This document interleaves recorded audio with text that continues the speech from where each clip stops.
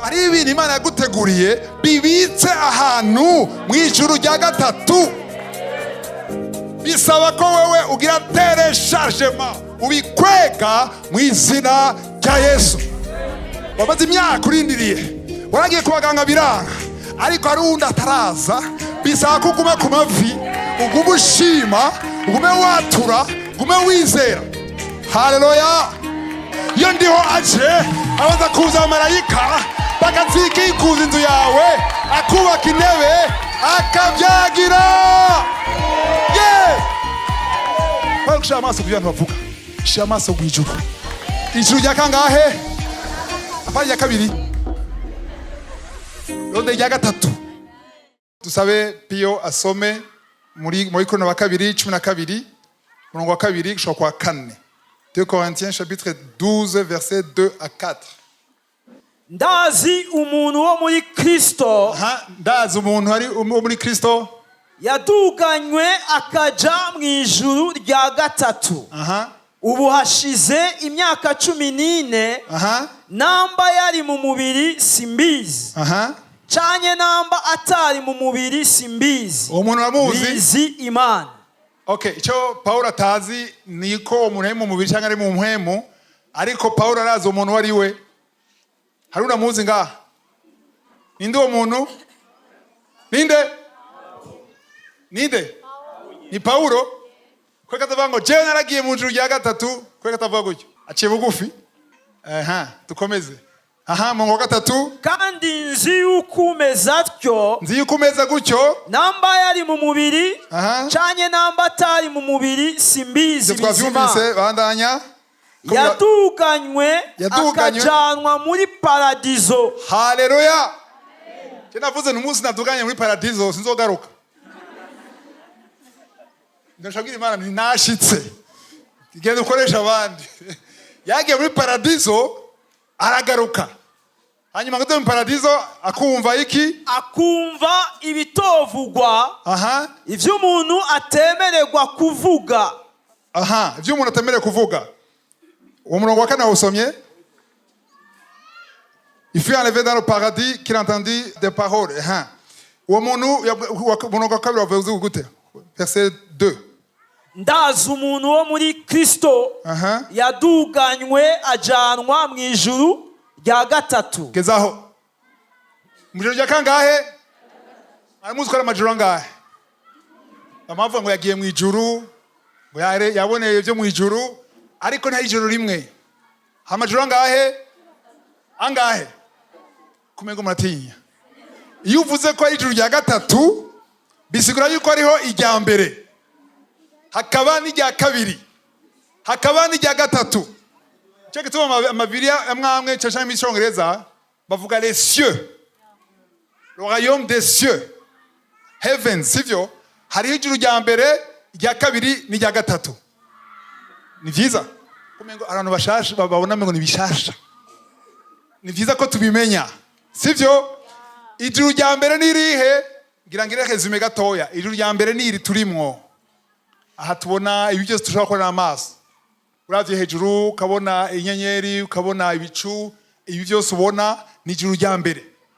Twese turi mu ijuru rya mbere, sivyo?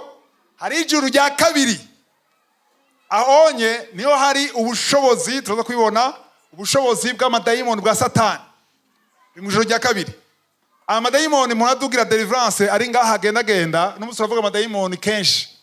Atayakunda mwihangane, mugabo mubyiza ko tubimenya. Sivyo? Impwemu mbi zirahari, mugabo operation ibera mu ijuru rya kabiri. Hakacyabera ijuru rya gatatu. Ijuru rya gatatu nta dayimoni n'imwe iriyo. Kuko ijuru rya gatatu niho Lucifer yahora. Niho yarari kera. Ariko arakorogwa, tuza kwibona. Arakorogwa. Rero aropera ngaha, mugabo centre de commandement yiwe ni mu ijuru rya kabiri. Haleluya. Tuza kwibona nce gituma arumva mu masengesho Daniel agasenga bikanka kurengana kuko ari ijuru rya kabiri riri hagati y'irya mbere n'irya gatatu. Amasengesho aratobora. Aramena igisika cyo mu ijuru rya kabiri kugira amasengesho ashike hejuru mu rya gatatu. igituma amasengesho ashika mu ijuru rya gatatu ni kubera Yesu yapfuye akazuka aragera mu ijuru yishara iburyo bwa data kandi yavuze ngo nta yindi nzira yo gushika kuri data atari we. Ubu iyo wakijijwe ukizera turaza kwibona yuko urapfana na Kristo ukazukana nawe kandi mu buryo bw'umuhemu cyangwa umwuka wicarana nawe. Iyo uriko urasenga rero amasengesho araduga. Wagusenga amababa yawajana ivyo nsaba kuri data. Haleluya. Wagusenga amababa yawe ajana ivyo nsaba kuri data. Iyo uriko urasenga rero amasengesho yawe araduga mu ijuru. Ubu nyene ushaka gufata telefone ugaterefona umuntu muri Amerika en direct, apana ngo azovyumviza ngo ejo. Ubu nyene ushaka kumutelefona akakumva bigenda gute? Yesu yamuvuga ngo mutari mu byo kwisi ngo kuma byo mu ijuru. Ni gute ushaka gutelefona mfashe telefone nk'iyi umuntu muri Amerika ibirometero bihumbi n'ibihumbi tukavugana bigenda gute? Ni kuvuga yuko hari ikintu gifatanya telefone yanje n'uwo muntu muri Amerika wewe utabona n'amaso. Aha, kirahari. Vuga uti kirahari. Yusenze rero mu izina rya Yesu hari ikintu kitagaragara kiri hagati yawe n'Imana data. Igakumva iri mu ijuru rya gatatu wewe mu ijuru rya mbere. Mu ijuru rya mbere dukora iki? Turatereshaja. 2022 nabo tereshargement sivyo? Nabari uruguru bumve cyaje tereshargement. Abatazi telefone tereshargement no gukwega ibintu ukabishira mu telefone yawe. Sivyo? Wabikuye ivuga ngo kura teresharge nakurunka ifoto hama gacu yifitereshaja. Kwitereshaja bigenda gute? Mbe muzi witereshaje ikura he? Uriya muntu yayikurungikiye kuri serveur principal ira hantu ya WhatsApp. Aho WhatsApp iri basa ama serveur manini ya. Ivyo bintu byose yakurungikiye iyo foto bakurungikiye yabaye stocké muri serveur muri Amerika yo muri WhatsApp. Kugira rero washobora gushika muri telefone yawe bisaba kuyikwega na telechargement. Ari ibintu Imana yaguteguriye bibitse ahantu mu ijuru rya gatatu. Bisaba ko wewe ugira telechargement ubikwega mu izina rya Yesu. Ariko igituma bigorana ko biza bimwe biraza ibindi ntibiza kumbure kubera iki? Hariho opposition. Opposition iri hehe? Mu ijuru rya kabiri. Haleluya. Nimba Imana iri kumwe natwe ndiyo tugwanya. Nukumenyere ko mu ijuru rya kabiri nuko opposition hari inzira dushobora kugira gadushike mu ijuru rya gatatu. Amen. Inyigisho yise ijuru rya gatatu. Ijuru rya gatatu. Urabona ibintu byanse mugabo ntumenya aho bifira mu rya kabiri. Ariko dukumenya yuko hari umuntu ari hejuru rya kabiri. Afite ububasha uri hejuru rya kabiri. Kandi wizera uzo uri kumwe n'uwo muntu ari we Yesu. Dusome Abanyefeso 6:12. Ya majambo arakomeye nashaka vy'ukuri mu bikurikire. Ephesiens 6:12. Kuko abo tunigana atari ab'inyama n'amaraso. Abo tunigana cyangwa abo tugwana abakristo buno munsi bamwe bavuga ngo bakigwana. Ariko Paulo akavuga ngo abo tu apana je abandi twebwe abizera turanigana cyangwa turagwana sivyo? Nous n'avons pas lutté contre la chair et le sang. Tugwana n'inyama n'amaraso ariko tugwana nande? Ariko tunigana n'abakuru. Cyambere abakuru mu Gifaransa bavuze domination, mvyandika ko barandika. Tugwana n'abantu bane sivyo? Domination cyangwa abakuru. N'abafise ububasha. Abafise ububasha cyangwa autorité. Abazi Gifaransa mwandika ivyo byose kuko biragoye kumva ububasha n'ubakuru mengo birasa. Ariko nagambye ko amakategori ko arane aratandukanye. Abambere n'abakuru cyangwa domination n'urwego rwo hejuru. Wa kabiri autorité cyangwa abafise ububasha. Cya gatatu n'abaganza iy'isi y'umwiza. Abaganza iy'isi y'umwiza ni les princes de ce monde de ténèbres. hari abantu baganza nababwire ko muri monde ya satani muri iryo juru rya kabiri hari organize. Haleluya. Hari uri hejuru wa kabiri wa gatatu hanyuma ni mpwemu mbi z'ahantu ho mu ijuru. Impwemu mbi z'ahantu ho mu ijuru ni les esprits méchants. Twita kenshi amadayimoni. Ari méchant mu gifaransa bavuze ngo ari méchant. Nega nababwire ko izi zibiri za mbere domination canke abakuru hamwe na autorité canke abafite ububasha, izo zibiri nizo rufatiro n'inkomezi zose za satani zihagaze. Turakurikirana, murankurikira? Aya madayimoni canke impwemu mbi, aba bami canke les princes de ce monde bakura inkomezi hehe? Aha muri domination na autorité aho habiri. Amen. Kuko aha habuze domination hakabura autorité, nuvuga habuze abakuru hakabura n'abaganza, nuvuga yuko nta bushobozi bwa buhari. Turi kumwe? Cyo nashaka tugitahure ibintu bingahe? Bine. Cyambere domination canke abakuru, autorité canke abaganza, abami canke les princes n'ama esprit méchant ayo madayimoni. Tuje muri Yohana wa mbere cya gatanu umurongo wa 19. Turazi yuko turabimana. Turazi yuko turabimana. Kandi isi yose iri muri wa mubi. Isi yose igize gute? Basone ngaha. Amusanga ngo le monde entier est sous la puissance du malin. Apana muri wa mubi. Iri munsi y'ubushobozi bwa mubi. Kwera iki? Kwera isi yose iri mu isi ya mbere. Turi mu isi ya mbere. Amen. Le premier ciel. Turi munsi y'ubushobozi bwa mubi. Ninde nimaze kubona yuko amakuru tubona muri television ibibi ari byo byinshi gusumba ibi byiza. Ndimo nabona. Ndabeshe. Ni kangahe ubona ibintu byiza ushize ku munzane ibike bidomina nibihe? Ari mpaka niyeza kumbwira ngo ibyo muvuga byose satani arusha ubushobozi Imana. Kwere kuvuze gutyo. Kandi urabe yisi abantu bica, abantu bafata abandi ku nguvu, ahubwo bigana biba nabi gusumba. Umumvirije ukara television ubona ko ari byo. Ariko sivyo. Byarabaye kwere kivyabaye ryari. Susome muri Apocalypse ibyashiriwe Yohana amajambo muyandike. Byashiriwe Yohana 12 mutahure icyabaye. Apocalypse 12 verset 12. Nuko noneho munezerwe mw'amajuru. Aha. Mw'amajuru munezerwe. Namwe abayabamwo.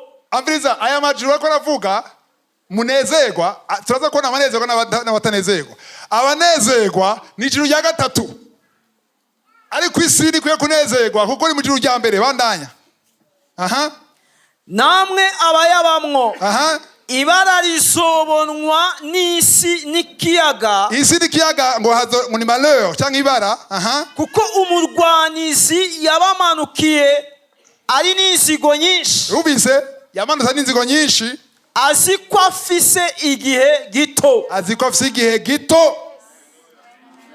Isi ibonye ibara malheur, sivyo? Haleluya. Gushika nicyo gituma Yesu yaje. Yohana wa mbere cya 3:8 naho mutohasoma ngo mwana w'umuntu ari we Yesu yaje gusambura ibikorwa by'umugwanyizi ari we Satani. Yaje il est venu pour détruire. Haleluya. Na handi hari intsinzi. Na handi hari sécurité atari muri Yesu. Kuko isi Satani ayifise gutya. Ayifise. Satani ashaka gukomanda, ashaka gukontrola ekonomi y'isi. Ashaka gukontrola abategetsi b'isi. Kiretse ugiye mu Mana. Haleluya. Kuko ngo isi yose iri munsi y'ubushobozi bwiwe. Haleluya. Niko natera ubwoba umutinye Satani. Niko nabereka mu mumenye kwanza. Sivyo? Hanyuma mumenye umusumba. Haleluya. Nuko umenya kuko hari inyigisho ziriko ziraza ngo ka Satani. Bari ka wewe. Ndi murumva? Unarajyanye mu ijoro hama mvyutse ndabona dayimoni. Ndara ngacavuga ngo ka Satani ngo ka wewe. nagira no reka nifuke ite muri vision abana b'Imana bagiye muri orgueil nuri conscient yuko hari ubushobozi yaronse agifise acha ufise mugabo yaraneshejwe utagiye mu ruhande y'uwo munesheje ntushaka kunesha satani n'inyama n'amaraso ntagishobora n'ahandi twinyegeza cyangwa twihisha atari muri Yesu. Haleluya. Niyo hari inkomezi zacu gusa. Hari umurongo nateguye inyuma ariko tusoma ubunyene Abakolosayi 3 umurongo wa 2-3 ndakunda cyane aba muri kinyigisho zanje murawuzi. Colossiens 3 verset 1 à 3. None rero asangwa mwarazuranywe na Kristo. Asangwa mwarazuranywe na Kristo. Abapfuye bakazurana na Kristo kuvuga iki? Ababatijwe mu mazi menshi bagapfa bakazukana na Kristo. Murondere ibiri hejuru. Murondere ibiri hejuru. Yo Kristo ari. Kristo ari hehe mu ijuru rya gatatu. Abazuranye na Kristo murondera ibiri mu ijuru rya gatatu. Aho Kristo ari avyagiye iburyo bw'Imana. Niho Yesu ari. Haleluya. Ivyo urondera ndakwereka yuko birabitse hariya hejuru. Ariko nahawe yo kubiteresha ashaka kubizana ngaha kwisi. Kuko ni vyawe. Byanditse ku izina ryawe. Haleluya. Murongo wa 2. Mushire imitima kubiri hejuru nimuyishire kubiri mwisi. Mane majambo imitima yanyu muyishire mu ijuru rya gatatu. Nimushire kubigaragara mu ijuru rya mbere. Vuga ati none dupfe oya. Sivuze ngo mupfe. Vuze mumenye ko ivyanyu vyose biri mu ijuru rya gatatu. Bya biboneka cyangwa bitaboneka biri mu ijuru rya gatatu. Ndio azobizana mu ijuru rya mbere ariko biri mu ijuru rya gatatu. Umurongo wa 3 verset 3. Kuko mwapfuye kandi ubugingo bwanyu bukaba buhishanijwe na Kristo mu Mana. Subiramo pio. Kuko mwapfuye kandi ubugingo bwanyu bukaba buhishanijwe na Kristo mu Mana. Nashake aganze isi ya kabiri nashaka gira ubushobozi bwose nashaka kundonka kuko ubuzima bwanje burahishije hamwe na Kristo mu Mana. Yawe udahishije yarangetuye kera muri Belgique piyo babwira hariho deliverance bagize daimon avuga ngo je naje ngaha kwica Kristo je canzanye ngaha ayi daimon ikura avuga mu mugore ngo nta kicanzanye atara kubwica yaraje ashaka kunyica asanga ubuzima bwanje burahishije hamwe na Kristo arakwita gatoke ngo sha yatawo Kristo yatawo Yesu ashobora kubona. Haleluya. Aragushaka aguma n'intango aguma arondera ngo aho yoca aho yorotsa avuga ati nabanze reko Kristo namuvemo ariko gumamo nimba uri muri Kristo gumamo ntibakubeshe ngo oya ntusuye gutinya satani. Abantu bakwiye gutinya satani n'abantu utari muri Kristo. Muntu utari muri Kristo ukuranyumviza no kuri internet mutinye kuko asi ubushobozi. Ariko niba uri muri Kristo ntumutinye nugume muri Kristo ujana muri Kristo widegevye muri Kristo kuko niba ari inkomezi. Abantu b'isi barondera ubushobozi barondera abapfumu barondera ibindi protection kuko batarashishurirwa yuko vyose biri mu Mana. Ariko ngo ubuzima bwacu abapfuye na Kristo burahishije. Kweki burahishije kweki buhishije buhishanije guhisha uvuga buranyegejwe mu kirundi kunyegeza buranyegeje yuko hari umwansa burondera. Satani arondera cyane mu mubiri wawe ashaka kwica gucyo gusa ashaka kwica wewe ashaka guca mu cyaha upfire mu byaha nicyo kintu arondera gose. Dusura muri Daniel 10 nabereka ingene system ikora y'isi ijuru rya kabiri. Daniel 10 murongo wa 11. Daniel chapitre 10 verset 11 ni inkuru menshi muzi ya Daniel ingene yasenga. 10 Daniel chapitre 10 verset 11. Arambwira ati Daniel muntu w'umukundwa cyane utahure amajambo ngira nkubwire. Uwo ndavuze ni umumarayika yaje Daniel ko arasenga amazi imyezi 21 21 jours ariko arasenga. Umumarayika aza afise message y'Imana, sivyo?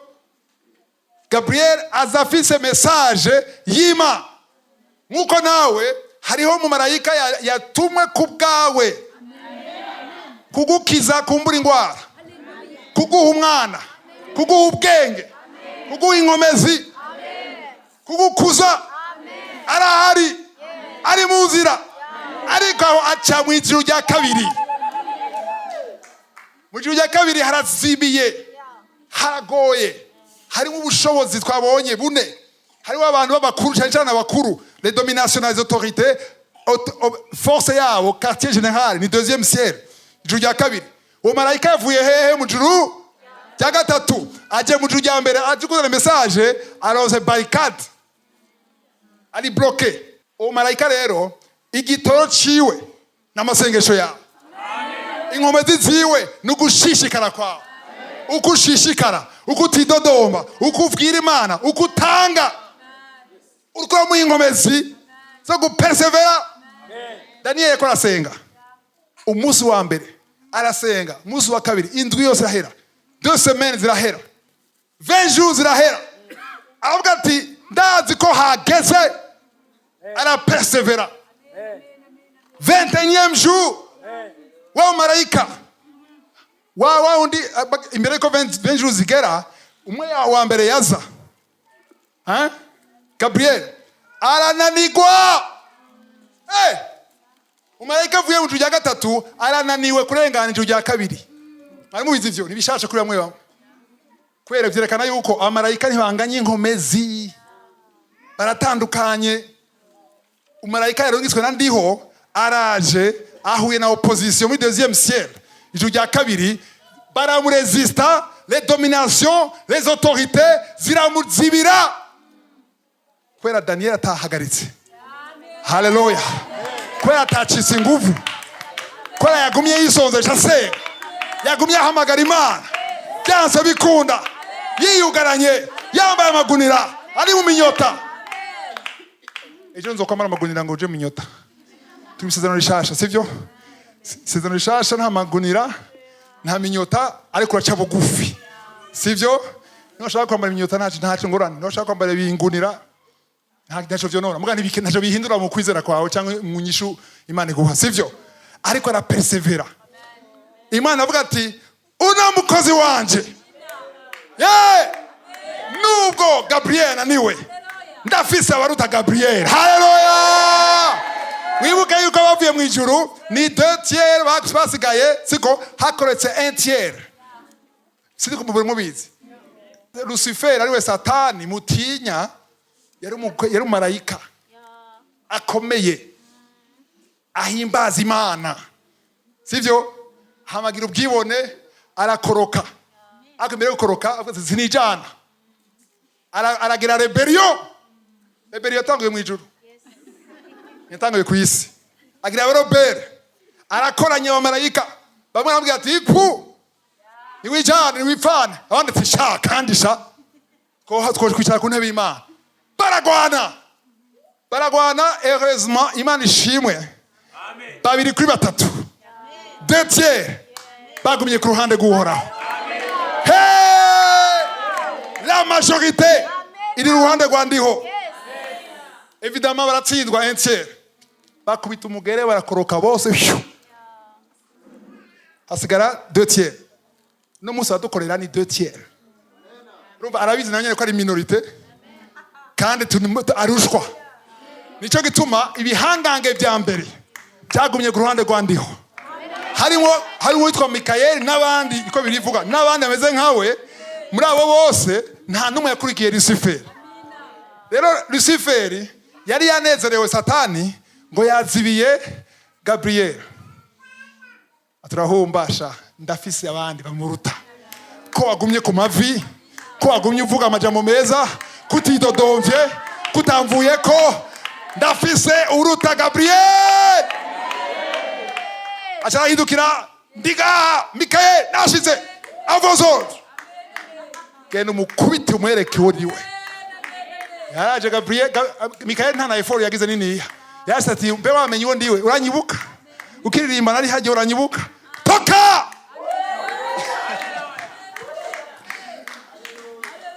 daimoni zirahunga. Mikael arati nacinzira Gabriel yararindire wahejeje ga Mikael nahejeje general nacinzira uyo Gabriel.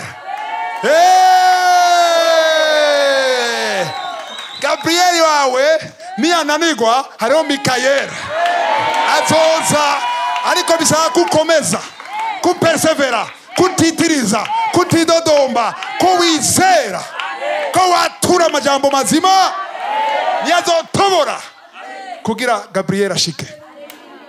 Hari imigisha izana na Gabriel, nini Gabriel ananigwa kuko ibihangange byo muri deuxième ijuru rya kabiri birafise abo vyifatira.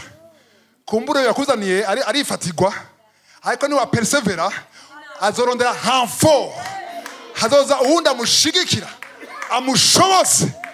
Haleluya. Wabaze imyaka urindiriye, waragiye kubaganga biranga, ariko hari uwundi ataraza, bisaba kuguma ku mavi ugume ushima ugume watura ugume wizera. Haleluya. Mwacho nari rero ahabagira tubwire umarayika amaze gushika. Gabriel yashitse mbwa murundi siwe bamucinzira arashitse amubwira gute rero? Arambarira ati Daniel, muntu mukundwa cyane, muntu mukundwa cyane, utahure amajambo ngira nkubwire, va hasi uhagarare kuko ubu ngutumwe ko. Amaze kumbwira iryo jambo mpagarara mpinda gashitsi. Maze arambwira ati naco utinya Daniel, kuko uhereye umunsi washiriye umutima kugutahura no kwicisha bugufi imbere y'Imana yawe. Amajambo yawe yarumviswe. Amajambo yawe nukuvuga iki? Amasengesho yawe yumviswe ryari? Umunsi wa gatanu w'indwi wa kangahe? Umunsi wa amasengesho gira indwi yose yumviswe umunsi wa. Atarashaka nubimenye ukuvuga mana tege nyumviriza nakumvise umunsi wa. Twabivuze muri kwita ya mbere yuko twagaze kuri Mark 11:24, Mariko 11:24 yuko iyo usabye byose masengesho wabironse. Tuzobironka wabironse, ariko uzobibona. Satani ashaka kwereka yuko katari kimubona ntacuraronka, ariko umunsi wa mbere honyene kuvyumvira byo honyene ugaca bugufi ukavuga uti no muzi sifungura ngira niyugarane ngira mpagarike telefone ngira nje imbere y'Imana honyene kuvyumvira gusa. Amajambo uza kuvuga yumvigwa umunsi wa mbere.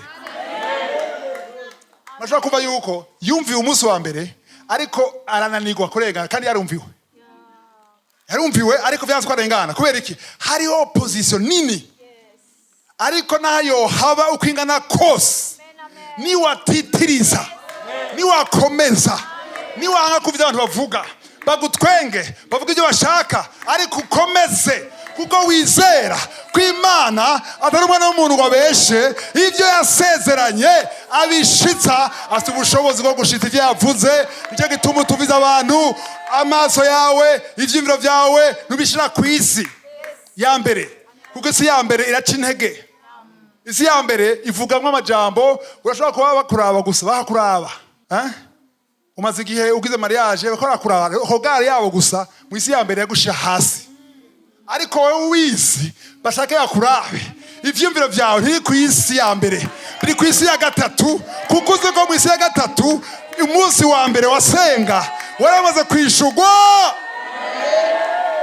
Igituma biteba nuko Gabriel kikora agerageza, cyangwa uwundi ameze nka Gabriel. Mpaka Gabriel ni benshi bariyo acyari ko agerageza, ariko igitoro ciwe kiva he? Mu kanwa kawe. Igitoro cy'umarayika kiva mu kanwa kawe. Imvugo yawe, inyifato yawe, uko usenga uko utidodomba, uko ushindiriya, uko uvuga amajambo mazima, uriko uramuha inkomezi. Niyananigwa wewe uhagaze neza, hari umuruta azocaza. Rero kandi uwo muruta niyaza azoca inzira, si azoza ko so yahawe mission y'umugisha wawe. Azoca inzira gusa, wahawe umugisha aze, kuko Gabriel niwe wahawe umugisha, sivyo? Hanyuma ngo ku munsi wa mbere amajambo wavuze ngo amajambo yawe yarumviswe, amasengesho yawe yaciye imyaka 10 yarumviswe, amasengesho wagize haciye imyaka 20 yarumviswe. Nimba warizera, nimba wasenze mu izina rya Yesu, amasengesho yawe yarumviswe. Bipfirahe wacibivamo, warabihevye, ntanzi ugisengera, uvuga ati mafu biza bitaza je mafu. Imana yacu uvuga ati mukure mu nzira, hari abandi hari abantu bari ku mavi, hari abantu bako baravuga amajambo ubanza umure kuyo uyo ngiye kuvyagira muri iriya ntebe hariya, ijya nzu niyo ndondera mbisa. Nabwira ndiho ndi abo bareka abo je ningaha ingo ni ngaha. Nimba urondera abantu bagutezira baguhimbaza no mu bihe bigoye, ni ngaha. Umubwira ati ni ngaha, kuko arakunda amafrui, ivyamwa cy'amashimwe bisigura iminwa yatura izina ryiwe. Buri gitondo avuga ati mbega Bujumbura hari ahantu bakora ntazira, reka ndabe muri amazu yose. Oya mana warampevye, suyo renga. Oya jewe aho nasenge nta wundi mbega, ariko je nakugize iki, nakoze cyaki suyo. Ndiko namotegwa, hari umuntu hariya, hari umuntu, ni wewe ndaje. Avyagira mu mashimwe, apana mu myidodombo, ashaka amasengesho. Aho ni hacagira intebe yiwe, avuga ati nimuze abakenewe, komanda general nimuze, nashitse. Nibitahura nabwiye Imana ni ntaco, naho Bujumbura yose yo kwanka je ni ngaha, ndondera ingaha, ni ngaha adresse yawe ni ngaha. Yego n'abandi bafashe mugabo nanje ndimwo. Haleluya. Ubwami bw'Imana busaba violence imwe na rimwe, abakubandigwa kugwana mu kwizera, mu mpwema, pana inyama n'amaraso, siko twasomye, pana inyama n'amaraso, ariko no kugira atmosphere, guhindura ikirere mu nzi wawe. Hamwe umva ndiho avuga ati imvuna kwire, ndiho aje mu nzi wawe, ntaza wenyene, aza ingabo ziwe ziza imbere y'ukwaza zigategura. Ni nka president yoza ngaha, president w'igihugu yoza ngaha, ntashaka kuza gutyo kujya wawe winjiye ngo no ashitse ngaha, surprise, utugira surprise. Ubona abantu bambere batanga kuza ngaha, wowe urahaguruka ukavaho, n'abandi hajya bacaziriye barabara, nta mudugu usura kwinjira ngaha. Kubera iki? Hariho autorité. Ije aje munzi wawe, bacazunguruka inzu yawe, umubanyi wawe ntazosura kuza gusaba isukari, azoze jo. Kubera haje ubushobozi, ubuganza. Ariko mu by'impuhemu nuko nyine bikora. Iyo ndiho aje abaza kuza amarayika bakazikikuza inzu yawe, akubaka intebe, akabyagira. Satani ashaka kubimenya, ashaka kubimenya, ashaka kumutinya. Yo Satani araje, yo daimoni. By the way, daimoni inyatsi nabwire, inyatsi ntivayo mu kuyikemea, inyatsi ivayo mu gutanga. Amubizi mwanyatsi we vayo, ndi ngaha ndagaye, udatanga ntasohoka. Ntuzose kubwira inyatsi ngo isohoke. Nimba ushaka inyatsi iva mu buzima bwawe, tanga urutange. Utange mu bikorwa, muri bike ufise utange, mu byo ufise byose utange. Ushigikire umurimo w'Imana, ushigikira abapfakazi ibyo ushoboye. Nayo ari umupfakazi umwe gusa, uyu umwe gusa, aho inyatsi izovuga ati none ncehe. Inyatsi yonyene irisohora, ntuyikemeya. Abantu mwaramukemeye inyatsi nabonye kene mu ndaba. Muhindure rero, muhindure.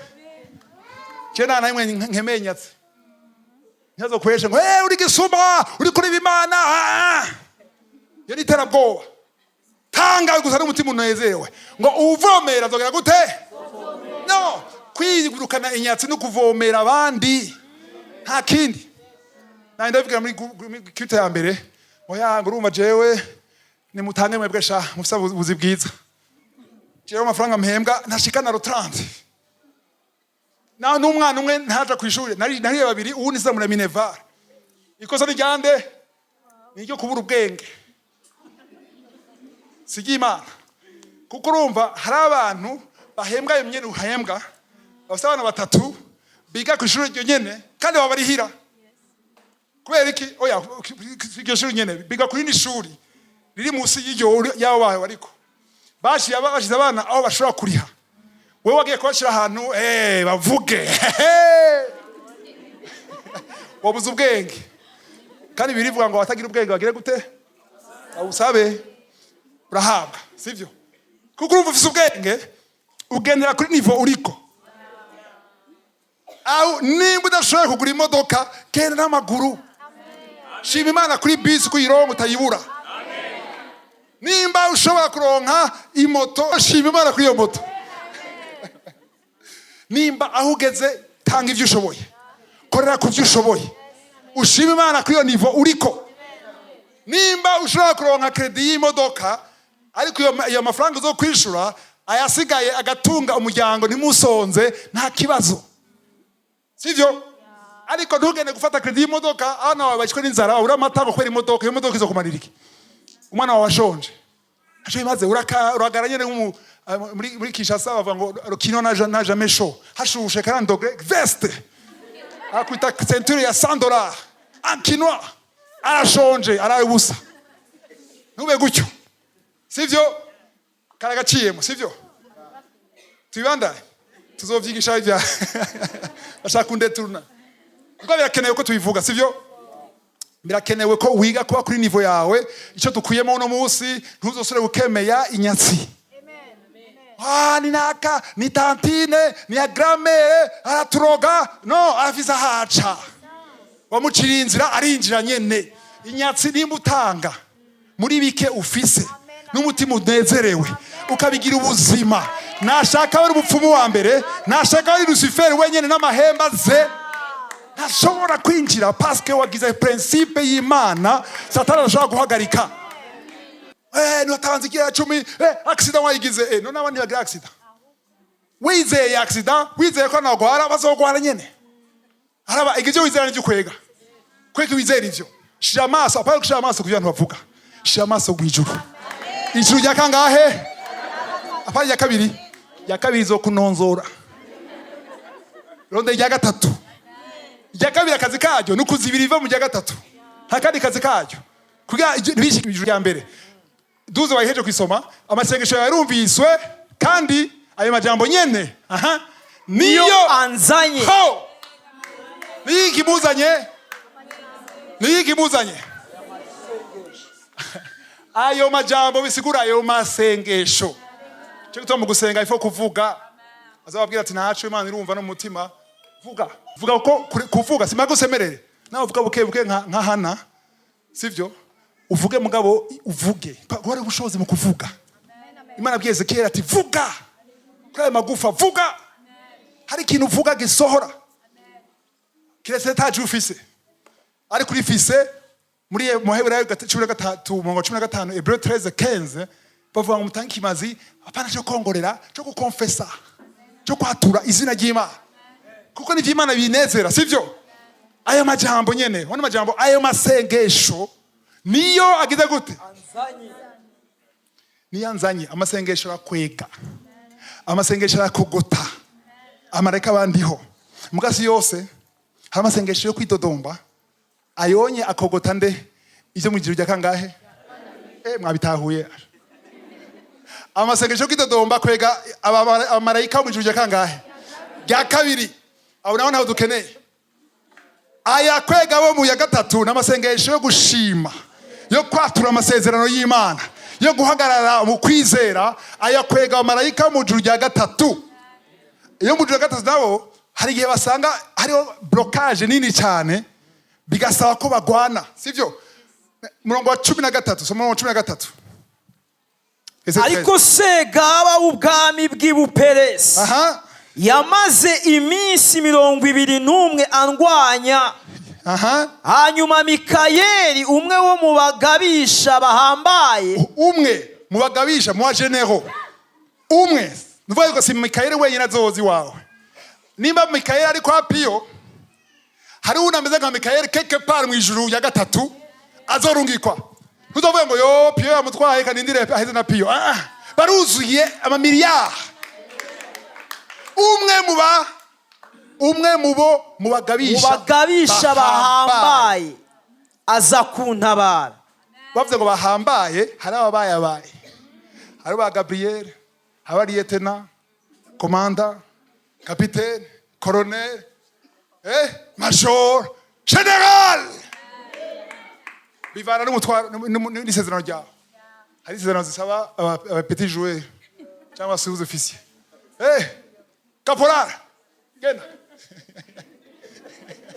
hariho n'abantu bati general afise abate n'abantu n'aba escort haza wenyene wanyuma general nk'ibihugu bibindi biteye imbere nta mugeneral ashobora umugeneral ari hejuru avugana na mukuru w'igihugu muri Etats-Unis bafata ama decision hamwe kuko bafise n'abatamare ryahiye bageze ahantu c'est experience biya ariko mu ijuru ko bimeze sivyo umwe mu bahambaye aza kuntabara yaje gutabara nde umarayika mu ijuru rya gatatu witwa Gabriel yaje gutabarwa n'ubundi nyara vuye mu ijuru rya gatatu mugabo murusha amapete kubera iki kubera amajambo ya Daniel atahagaze bana mwayivuyemo kanguka cyuka subira ku mavi subira gusenga subira mu ijambo ry'Imana subira mu bikorwa by'Imana reka ibyisi reka ibintu byo kunezera umubiri no shira amaso mu byo mu ijuru rya gatatu amen hanyuma bagira gute aza kuntabara sigarayo mu bami b'Ibuperesi rero nshaka gutahura ikintu kimwe le chef du royaume de Perse ninde le chef du royaume de Perse ni nk'umwami siko Peresi sivyo uwo mwami w'Uperesi umwami w'Uperesi bakora vuga ngaha yazibiye Gabriel ninde nunyama n'amaraso hari umwami w'inyama n'amaraso yozibiri daimon cyangwa yozibiri umarayika ntishoboka kandi umupagane rero aha umwami uko yatubwira iki gihe yavuga ibi hari umwami w'inyama n'amaraso yari ahari muratahura yari ahari ariko si we ko aravuga yeko avuga uwundi murabitahura yeko avuga uwundi ataboneka uwo niwe ashobora kuzibira buri gihugu cyose ku isi kirafise abami cyangwa abaperezida ariko igihugu cyose ku isi mu isi ya mbere ibihugu byose birafise abami bagaragara inyama n'amaraso kandi birafise abami batagaragara mu kirere ijuru rya kabiri nabitahura dufate mu Bufaransa hari umuperezida w'inyama n'amaraso mu Bufaransa afata ama decision ariko hakaba uwundi mu perezida ataboneka nk'uyu unye wo muri Peresi ari mu ijuru rya kabiri hejuru y'Ubufaransa uwo rero si ubushobozi budasanzwe nicyo gituma Paulo yandika Timoteyo avuga ati musengera abantu bose ariko musengera abami n'abashizwe hejuru kubera iki barakeneye amasengesho yacu abarongora ibihugu kubera mutabasengeye baronka influence ivuye mu ijuru rya kabiri n'abandi bami bataboneka n'uyu mwami rero yari hejuru ya Perse kandi Perse ntiyari bizi ko ahari yari se umwami w'inyama n'amaraso ariko wo mu ijuru rya kabiri arazibira ivy'Imana izanye ku bwa Daniel hanyuma Mikayeli aza kurwana n'uwo mwami nicyo gituma ibihugu byose bikwiye bifise abakizwa bakwiye gusengera abategetsi abarongora ibihugu sivyo kuko nimwe basengera nuva yuko bazotanga kuronka influence ivuye mu ijuru rya gatatu mutabasengeye naho baronka influence ivuye mu ijuru rya kabiri rero gusengera abarongozi ni inyungu zacu cyo gituma Paulo avuga ati kugira ngo turonke igihugu kirimo amahoro ayo mahoro rero ntava mu ijuru rya kabiri nta cyiza kiva mu ijuru rya kabiri. Cyo tuma Yakobo avuga ngo tout don parfait. Yakobo igice cya 17 tout don parfait, ikintu cyose ndo ingabire yose nziza, impano yose nziza iva he? Imana hehe? Avuga ngo hejuru mu ijuru, akora ko mu ijuru rya gatatu, apana rya kabiri, ko nta kimwe cyiza kiva mu ijuru rya kabiri. Aha, mu murongo wa 13 yawusomye. Voilà, nivyo nashaka kuvuga. Nashaka utahure ko abami babiri bahari. Amen. Nabwiye ko muri Efeso 6 twabonye ko hari ibintu bine. Nabwiye ko byose bihagaze ku bintu bibiri vya mbere. Anuvuga domination, autorité. Abakuru n'abafite ububasha. Nimba ari abantu keneye gubohora, kunesha nawe babiri. Sivyo? Ariko nukeneye kubanesha ko baraneshejwe. Ntimunezerewe, ntibanezerewe. Nimuvyumva. Yango vyumva, mufata intebe mukayiterera gutya. Kuko aba bantu babiri, abakuru, les dominations, les autorités, zaraneshejwe. Ari Bibiliya ivuga ngo zarabaye désarmées. Katwasome pio. Abakolosayi 2:14. Colossiens chapitre 2 verset 14. Ihanaguye n'icete kitwagiriza kirimo amabwirizwa caduhama igikura hagati yacu nayo ikibamba ku musaraba. Ata Imana yahanaguye iki? Ndabwire ntimurahishurwa. Ya ukuntu mutanezerewe ntimurabihishurirwa. Muravyumva. Hariho icete cyakwagiriza. Nuvuga amakosa wakoze utarakizwa. Nimba warivye, hari umuntu yandika, mwanditsi idayimone. Warakoroye inda biranditse. Warabeshe biranditse. Warishe biranditse. Sivyo? Hama Yesu ku musaraba ikete ryawe. Amaraso ya Yesu yarahanaguye bya bindi byose. Ariko gira bizohanagurike kubwawe bisaba ko wizera Yesu. Ukakira Yesu umwami n'umukiza. Niho rero bya bindi yakoze Yesu bica biyakirize kuri dossier. Mwese afite twese asaba dossier. Wewe se dossier, ndafise dossier, nawe urafise dossier yiwawe. Amaraso ya Yesu niyahanagura ivyanditse vyose. Iyo bavyumvise ubusuru usome banezerwe. Ihanaguye n'icete kitwagiriza kirimo amabwirizwa caduhama igikura hagati yacu nayo ikibamba ku musaraba. Carabambwe. Haye mwabonye amucumise ngaha bakora bamba dossier yiwawe. Yo Yesu baramubabaje bari ifare ko bacu. Bien. Kugira none yatabambwa vyagira gute? Ijuru ari kuricamo he? Nta juru ari kujamo. Yabambwe kwera wewe nanje. Haleluya. 15 rero mumvirize rero ngane yamwatse ubushobozi. Kandi yambuye abakuru n'abafise ububasha. Yambuye bande? Domination, autorité. Hani ariyo version ivuga ngo il a désarmé. Désarmement. Umuntu mwasi musirikana bambaye uniforme ya mbere nziza. Mama sinko imbunda. Asigaranye iki? Selfie gusa rabe ngane tashitasha nziza. Ntango uva gifise. Umwase ubasha na domination. Yabiheze. Yarabase ke. Yabase gute? Haleluya, igihapfa. 3 jours. Bameze ko yapfuye. Ndabwiye ko yapfuye. Yahinduye, yavuye aho yarari. Agena mu yindi si. Yagiye mu ijuru rya kabiri. Mu ijuru rya kabiri. Babona arashitse. Nashitse jewe. Impwe mu rupfu. Zatirisabera. Zana imfunguruzo. Zukuzimu na rupfu. Zana.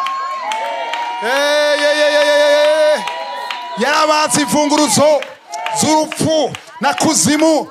Uzokubwira ngo yakuzaniye papa wawe yapfuye ariko arakubesha. Byarashoboka mu isezerano rya kera. Nivyo Samuel bamuhamagaye, umupfumukazi yamuhamagaye araza aravuga byari ivyo. Ariko no munsi nibishoboka kuko imfunguruzo ni Yesu azifise. Yesu dufise. Yambuye abakuru n'abafise ububasha. Domination na autorité. Yama esprit méchant. Achawa gentil. Ari impuissant. Baba prince du monde des ténèbres. Karabaya mababa yacu barayaziritse. Ushobora iki? Akwasi ububasha na domination. Abakuru n'abafise ububasha. Yarabatse, yarabambuye. Ibatetereza kuba mu maso ya bose, ibashorera bafashwe mpiri kubw'uwo musaraba. Hama ngo ni igihanga cyahe. Satana abesha batamuzi. Ubushobozi arabufise ku batarakizwa. Nivyo, ntimubabeshe. Mwabwiza ukuri. Bana, arakunonzora bien. Ariko ukeneye kukizwa, ukakira Yesu, ukihisha hamwe n'Imana muri Kristo. Aho rero uzofite ububasha. Ariko nuwaguma ngaho ngo ka Satani karakukubita bien. Ariko ukeneye kuja muri Yesu, yamwatse ububasha, yamwatse imfunguruzo, yamwatse inkota, yaramunesheje. Haleluya. Efesiens chapitre 1 mbere tunyarutse. Ephésiens chapitre 1 verset 19. Ephésiens chapitre 1 verset 19. Mumenye n'ubwinshi buhebuje bw'ubushobozi bwayo ikoreshereza muri twebwe abizera. Nk'uko kwa gukora k'ububasha bw'ubushobozi bwayo kungana. Uko yakoreye muri Kristo hamwe yamuzura mu bapfuye ikamuvyagiza iburyo bwayo ahantu ho mw'ijuru. Subiramo verset 20. Uko yakoreye muri Kristo. Inde yakoreye? Yakoreye muri Kristo hamwe yamuzura mu bapfuye ikamuvyagiza iburyo bwayo ahantu ho mw'ijuru. Yamuvyagije iburyo bwiwe hehe mu juru rya kangahe? Wow! Ntimunezerewe? Yesu yari mu juru rya mbere. Arapfa hanyuma data aramuzura. Sivyo? Yamuzuye. Ariko ubwo nyene avyutse n'igihe basanga abatoma bose ntiyage n'umwe nkorako. Ngimanze ndubuge mu juru rya gatatu. Utanga raporo. Hey! Ngimanze ndubuge mu rya gatatu. Hanyuma amaze kuzuka hamaduze yagiye hehe? Igihe aduga sinzi byabaye aciye mu rya kabiri. Ngira bwarahunze bwose. Yerengana. Paf! Arengana mu rya kabiri. Ashika mu rya gatatu aca mwicarika iburyo bwiwe. Bivuga yuko afise ubushobozi nk'ubwiwe. Afise la même force. Haleluya. Ntibirahera. Murashaka ibyoshe gusumba. Murashaka kuvyumva. Ibikaranze neza n'ibirungu vyinshi. Verset 21 mwumvirize. Iraryoshe gusumba. Imushize hejuru cane y'ubukuru bwo. Abakuru no kuvuga iki? Domination. Amushize hejuru ya domination. N'ububasha bwose. N'ubushobozi bwose. N'ubwami bwose. N'izina ryose. Bandanya. Si muri iki gihe. Ariko no mu kizoza. Si muri iki gihe gusa, no muri 2022. Hamangara gutera ubwoba nuko utamuzi. Umaze kumenya uwamunesheje, umaze kumenya wicaye iburyo bwa data, hejuru ya domination, hejuru ya autorité, hejuru ya puissance. Haleluya, hejuru ya mazina yose. Ndakunda amazina yose. Ku mazina yose ntaziya bisa ngo ni izina zigoye, ntaziya zitwa ngo ni cancer, ntaziya zitwa ngo ni sida, na mazina yose. Hamangara gutera ubwoba utaramumenya. Mumenye uraguma muri we. Ukamumirako. Ukamuryamamwo. Ukamuguma mu ivyibiro vyawe muri we. Ukaguma mu ijambo ryiwe. Ukamukorera. Ukamwatura. Ukamuhimbaza. Ukamushira hejuru. Nawe azokwereka ko ari Imana. Haleluya. Mwumvise ahari? Ari hehe? Ibyo bwa data. Arahiriwe basha. Ndamwamvia. Bamwamvia wewe na wewe. Chesi ndamwamvia. tubona mwamvia inyishu miraba muri Ephesiens 2:6 Abanyefeso 2:6 cyo tubona mwamvia ndabwiye tubona mwamvia Ephesiens 2:6 soma 2:6 yatuzuranye nawe yaranzuranye nawe nje gituma hanyuma itwicarikana nawe irayicarika hamwe nawe ahantu ho icaranye na mwamvia gute kandi turi kumwe abamwamvia nibaza aho bicaye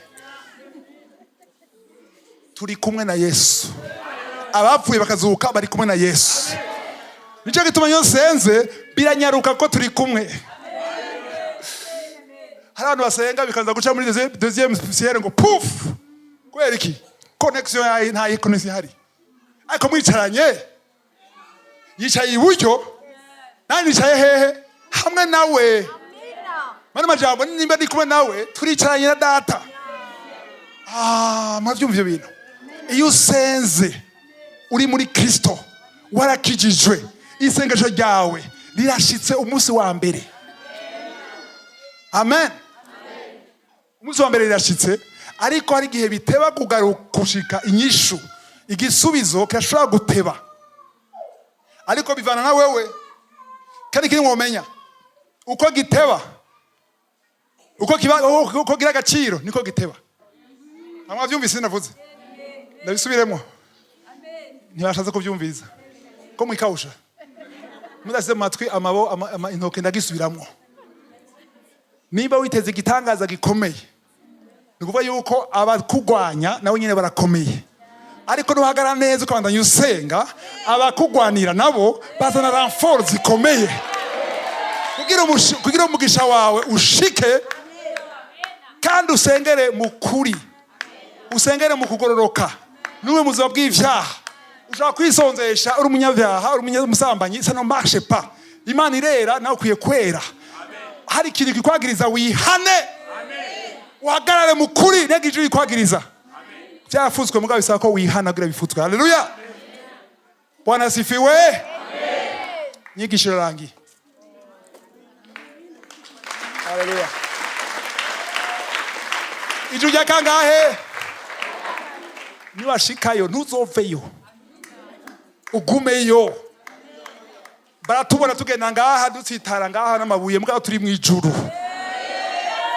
umuntu ari mu ijuru naguma arira kuko ngo turi ambassadeur wa Etats-Unis haya muri ambassade ya Etats-Unis winjiyeyo ingabo z'u Burundi ntizishobora kwinjirayo kuko zinjiyeyo hacaba intambara hagati y'ibihugu bibiri ya parcelle ya butaka fisoko ari ku butaka bw'u Burundi ariko haya winjiye muri Amerika abagiye gusaba visa mwarashyize muri Amerika haya warinjiye muri Amerika cyangwa tumva abategetsi bamwe bahunga bagahungira muri ambassade bati aho shanze ko kwinjira mugabo wo kwihenduka vayo harico ubona turahishije ahantu ho mu ijuru hamwe na Kristo mu mana ntatana ngo kwita gatoka ati sivyo rero wewe uri kuranyiviriza utarakizwa uve ngaha uvuganye n'umukozi w'Imana piyo umwegere ndashaka kwakira Yesu ari kuri internet hari telefone dutanga inyuma ya WhatsApp mwandike kuri telefone ari ku radio hari telefone muronka à la fin mu telefone kuko yaje ni mushinya mwishi ashaka gutwara benshi bashoboka ariko ubuhungiro bwa mbere ambassade ya mbere ni Yesu Kristo ndio abaho umugisha